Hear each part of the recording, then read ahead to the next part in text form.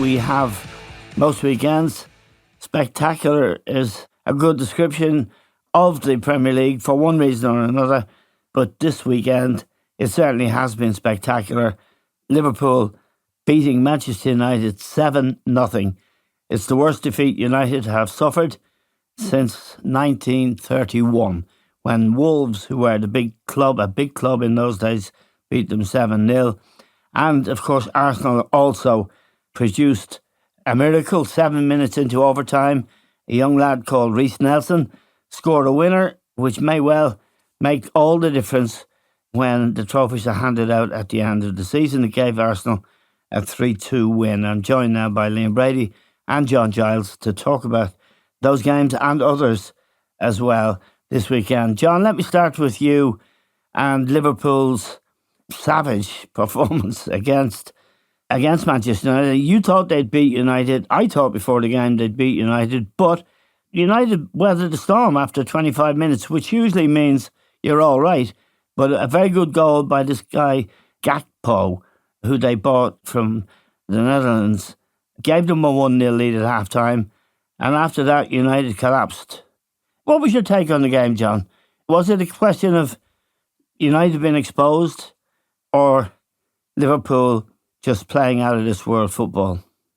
I would say it's usually a combination of both, Eamon. Yeah. If you're not doing what you should be doing, which I don't think United were, for example, and Liverpool then took charge of the situation and they made the most of it. I mean, I was a bit worried, if that's the word, for Manchester United at the start when, for example, I mean, I think it's been quite well known in the soccer game and to viewers that Alexander-Arnold is not a good defender. Yeah. Well, actually, United played without a left winger. Yeah, they had Fernandes out there. Well, he wasn't. He was more midfield, like Fernandes is not a left winger who takes people on and goes past him. I mean, he was left side, but he wasn't a left winger. And even if he was getting the ball, he wasn't going to go back past Alexander in the way that wingers do. Yeah. So United have a few wingers. And I think the first thing you should be looking for is, okay, if we can expose Alexander, we'll do so. There was no sign of that whatsoever. Yeah. So, from United's point of view, Liverpool really, really did do the business in the second half. They were absolutely brilliant and thoroughly deserved what they did. So it was a bad day for Manchester United. There's no doubt about that. There's a lot of criticism afterwards about Fernandes, and I agree with it totally. Him and always moaning Fred. It was in a Chris Sutton had a go at him, Keane had a go, and Neville had a go at Fernandes, who was the captain, as we know. Yeah. And all he did was moan during the match. And so yeah. I think the manager in United still has a big, big job to do for the rest of this season. Yeah, I mean, Gary Neville described Fernandes as a disgrace. He is the captain of the team at the moment. Liam, I and you, perhaps, I'm not speaking for you, and John, I had the impression that Eric Ten Hag had improved United, given them a structure, particularly at the back. You knew what the team was going to be most weeks, and it was a big improvement. They got up as high as third in the league. Yesterday, they were torn to shreds by a team, Liverpool, who I thought, I would have said a fortnight ago, were gone. What happened? Well, this is the great thing about football, Eamon, isn't it? These things can happen. And, we've pointed out over recent weeks that Manchester United have been getting results, and Ten Hag has done a very good job. And they've also got a trophy under their belt, winning the Carabao Cup a week ago, and challenging for the league up till this weekend. What happened? Well, United were in the game, weren't they, in the first half? And they had a couple of chances. Fernandes at the far post had a header where Alexander-Arnold lost him again, and he had it was a good chance. I wouldn't say it was a great chance, but it was a good chance. Rashford had a brilliant chance when he was knocked in through, and he mishit his volley. So United were well and truly in it, but they got exposed for some horrific defending, Eamon, you know. Yes. And they've been getting away with a few games this week. I think John and I have highlighted it with you that, you know, against Leeds, they could have been 2 down. Leicester could have been 3 up at Old Trafford. Yes. And the goalkeeper, De Gea, saved United. So Ten Hag, as John says, has a difficult job to do, you know. And look, in the second half, 2 or 3 threw the towel in, Fernandes being one of them. And Gary Neville was right to highlight him. John's been on about him for weeks now, hasn't he? You know, and I thought it was disgraceful. He's holding his face when he got touched on the chest. You know, terrible things that fella was up to at the weekend. He just threw the towel in. I thought Shaw threw the towel in, the left back. Yeah, he was back to his very, very worst. Fred went missing. And of course, anytime United attacked them and Liverpool got the ball, you know what Liverpool are like on the break. And it was the first time really that the 3 forwards have clicked. Núñez, Gakpo and Salah. It was the first time I've seen them all 3 have really good game all together. And I think this Gakpo is a real player, and I think Núñez is a real player. Yes. He's been missing chances, but it looks like he's found his confidence now, Eamon. And, you know, the 3 of them up front will give a lot of teams problems. Still think they're short of midfield, Liverpool. But it was a great win, but kind of a freak win. And sometimes these things happen, and Man United have got to dust themselves down and keep on working. You know, he's got a big job on his hand, Ten Hag, to make United into realistic Premiership winners and Champions League winners. That's what that club is all about, Eamon, but they're a long way off it. Yeah, I'd agree, John. I'm sure you would as well. The Liverpool performance, I mean, in recent weeks, John, Núñez has looked better and better, more confident. He's shown a lot of character, and he's quite young. He's only 23. Yeah. But he's shown a lot of character, even though he missed some chances in his early games. He's shown he's a powerhouse. This lad, Gakpo, he played for the Netherlands in the World Cup. He played really well yesterday. He didn't cost a king's ransom. 40 million is not a lot these days. But they seem to be integrated into the team now. Núñez in particular. Salah was at his best again.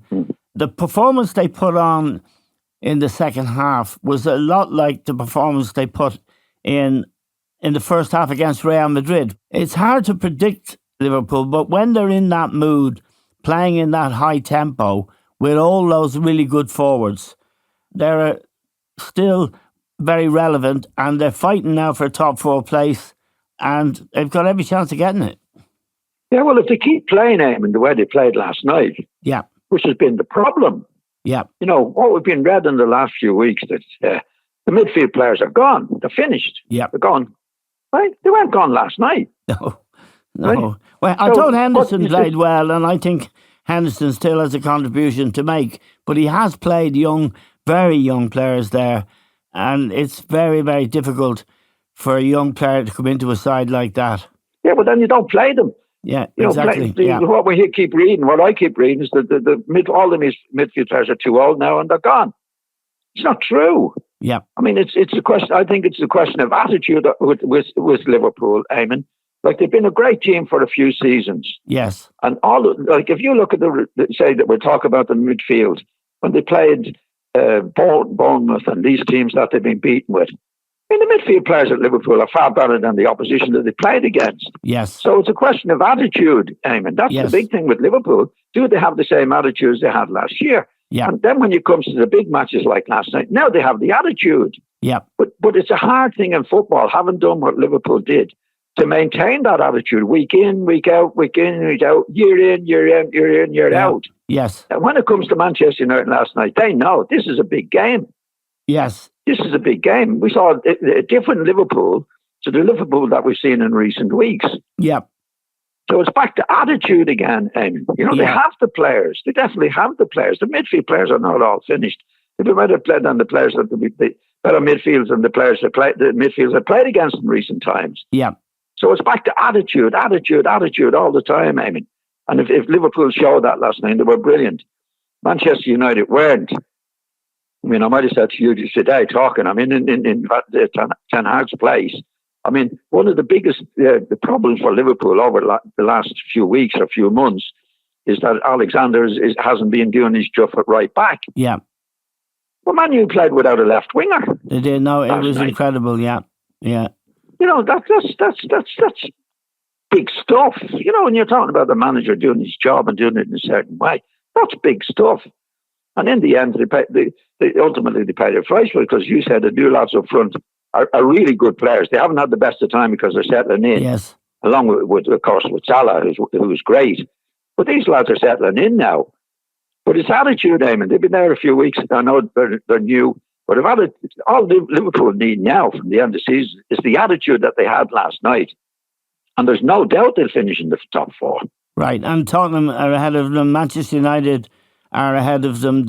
I think they're 7 points behind United, but they played the same number of games. Liam, I'm not accusing you, but I certainly plead guilty to thinking this fella Ten Hag, he got rid of Ronaldo. I mean, Rashford slept in one morning, he dropped him for the next game. He showed discipline. They got Casemiro, who's been a good buy for them so far, although he didn't look fit yesterday, and he certainly didn't live up to all the hype that's been around him. How much does he need to have a Manchester United team that is consistently able to challenge the best sides in the league?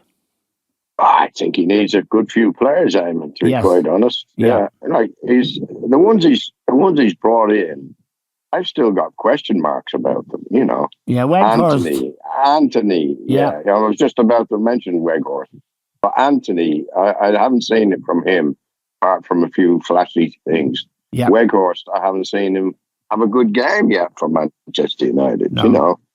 And the lad Martinez at the back, you know, he's a tough lad, but he's not that quick, and he's very, very small, and you know, so I think they haven't had a really good midfield player a creative midfield player. Casemiro's not a creative midfield. No, yeah. Fernandes can give you a bit of creativity, all right, when it's on a good day, but I don't like him as a person, Fernandes, and I don't think he's captain material, to be quite honest. And Neville went for him yesterday, Gary Neville, and I thought that's the first time that anybody in England has really, you know, said what we've been saying for a long time. Yeah, it's true that he's captain of the club and he has responsibilities. John, you've said it to me time after time. Look at him pointing at other players, throwing his hands up in the air, faking an injury, as Liam said. He faked it, went down holding his face yesterday. No one had touched his face or anything. He just got brushed on the chest. So he's not really a player you'd build a side around, is he? I wouldn't, Eamon. Yeah. I think he's a very talented individual. There's no doubt about that, and playing. But every time I see him in any match he's playing, he's at the referee, him and Fred, between them. I always at the referee instead of getting on with the job that needs to be done. Yeah. You know, I just don't, like Liam was, I think, saying, I don't trust him, Eamon, to get out in a match like that last night, and in a big match, to do the business. Yeah. When the going is good, he's good. Yeah. You know, a lot of players like that, sunshine boys, they used to call them years ago.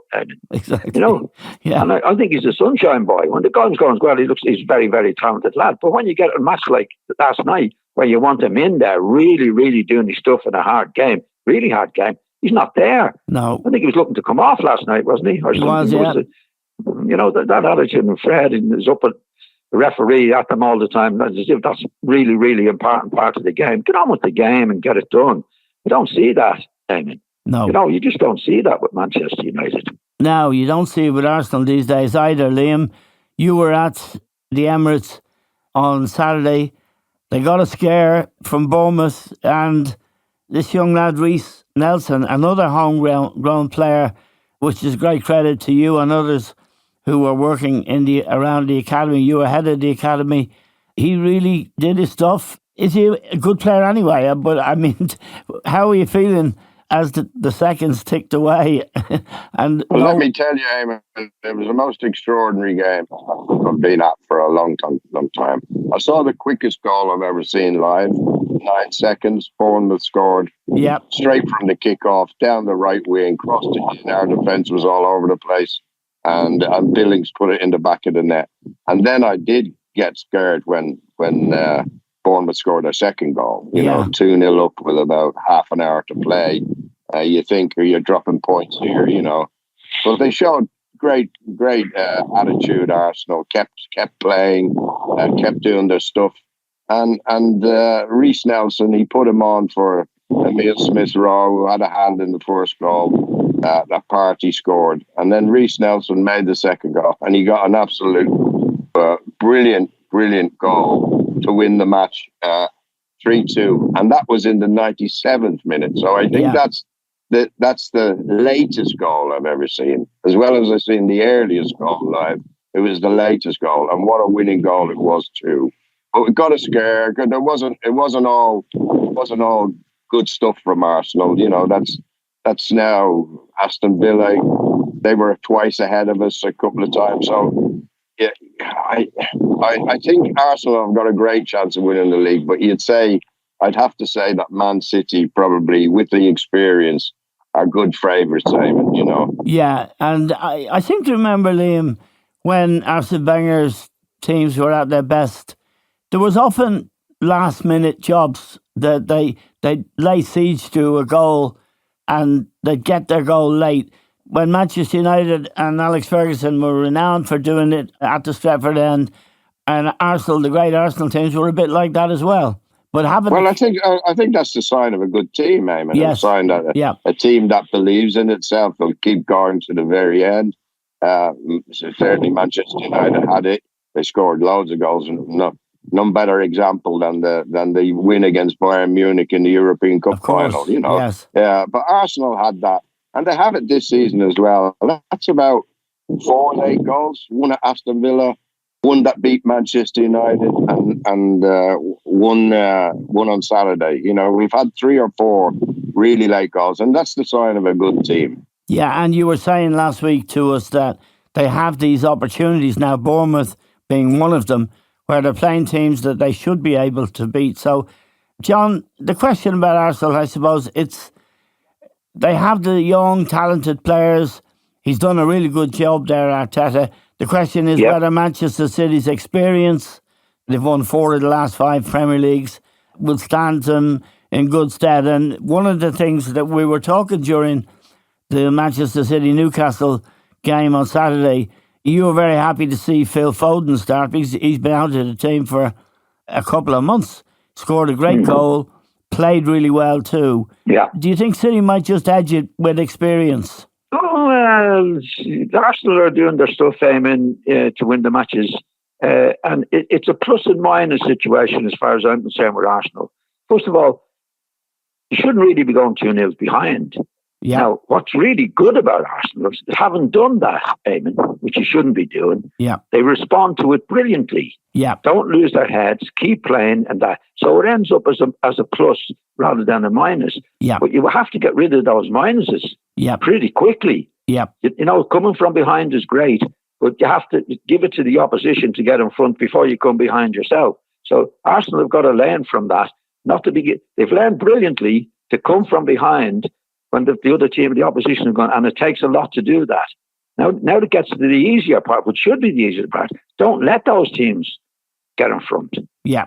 Right? In Man City's situation, I think if I was backing anybody to win it now, I'd back Arsenal to win it. Right. Okay, but that's interesting. They've got to learn from these situations. I mean, what they're doing at the moment, they're doing the hardest part in football.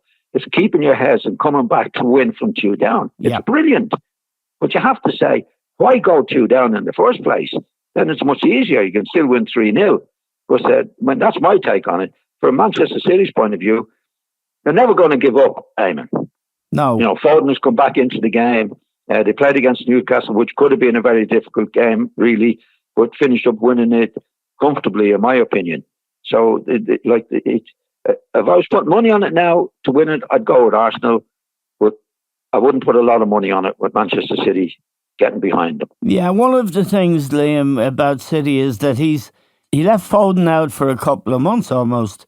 He took De Bruyne off just, I think, very early in the second half. After 65 minutes, he put Bernardo Silva on instead of De Bruyne. Bernardo Silva has been in and out of the team. One player who hasn't been out of the team is Grealish, who today, I can tell you, signed a 10 million a year sterling boot deal. So he did with Puma. Apparently Nike are aging. But there you go. That's something you guys must think about now and again. City, Liam, they have the talent, but they still don't look as good as they've looked in the years when they won it. Well, I don't know about that, Eamon. You know, they haven't done anything silly in recent weeks. I think there was one draw maybe, but they've been winning games that they should win. And, yes. Foden has made a comeback, and I don't know whether Guardiola thought he was a little bit overweight. He wasn't looking after himself properly, maybe, and he left him out. But he's certainly come back looking a different player. He wants to prove himself, and he's a big player for them, as is Silva, as is De Bruyne, and they've got Haaland up front. So they've got strength in abundance everywhere. Yes. They haven't got a weak player in the team. It's just whether Guardiola might mess about with the defence a bit or mess around tactically, and they make a complacent slip up that might give Arsenal a better chance of winning the league. But I only saw the highlights of that game against Newcastle. But I would agree with John that they deserve to win, Man City. And, they're going to be there. You know, Arsenal can only make very few mistakes if they're going to win this league. Liam, Brighton, they gave West Ham a hiding, 4-0, and David Moyes is in trouble. West Ham just above Leeds, very near the bottom 3. They keep what looks like overperforming, Liam. They didn't get rid of their coach. He left them, Graham Potter, to go to Chelsea.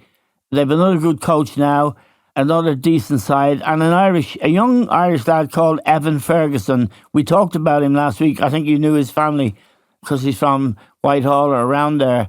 4-0 against West Ham is a very good result, and they're in top half of the table, and that's your local club. It's an amazing sort of achievement for a club the size of Brighton to establish themselves in the Premier League as they appear to have.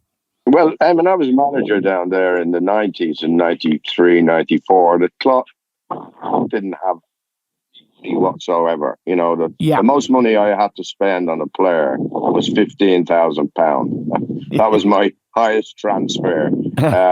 So the club was really in a bad situation. But good local people rescued the club down there, and they built it up slowly but surely. And now they've got a marvellous stadium in the Downs in Sussex, about 20 minutes from Brighton, and they have a smashing team as well.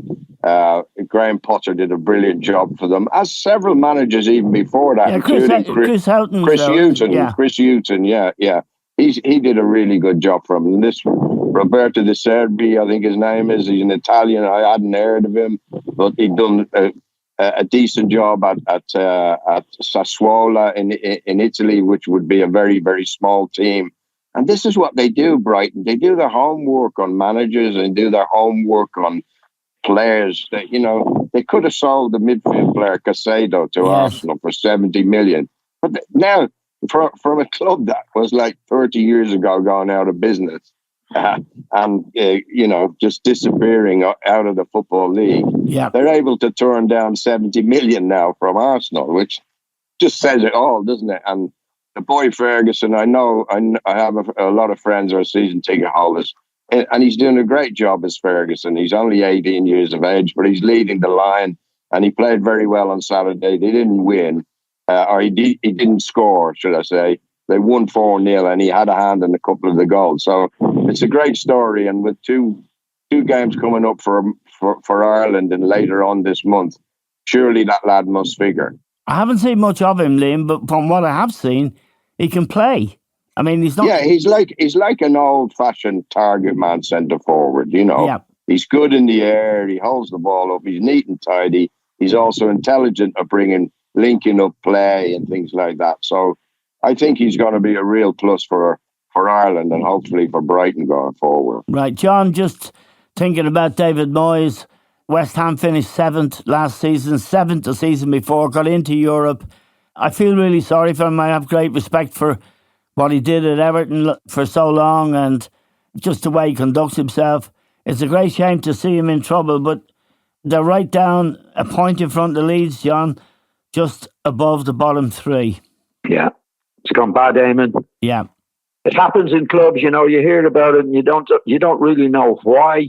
They finished well up the table last year. They spent quite a bit of money by their standards in the summer, and they're in big trouble.